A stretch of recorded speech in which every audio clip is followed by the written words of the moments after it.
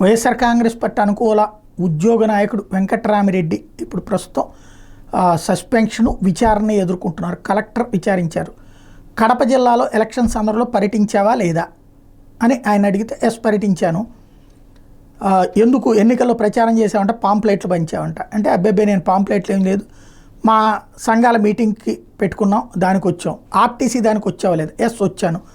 అక్కడ పాంప్లెట్లు పంచావు, నేనే పాంప్లెట్లు పంచలేదు.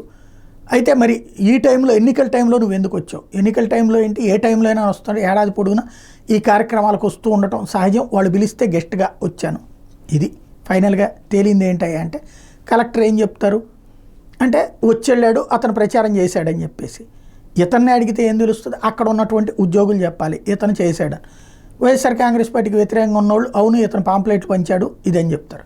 వాస్తవంగా రాజకీయ పార్టీలకు అనుబంధంగా ఉద్యోగ సంఘాలు ఉన్నప్పుడు వాళ్ళ పార్టీలకు అనుకూలంగా పనిచేయడం వాళ్ళ కొత్తగా వచ్చిందా?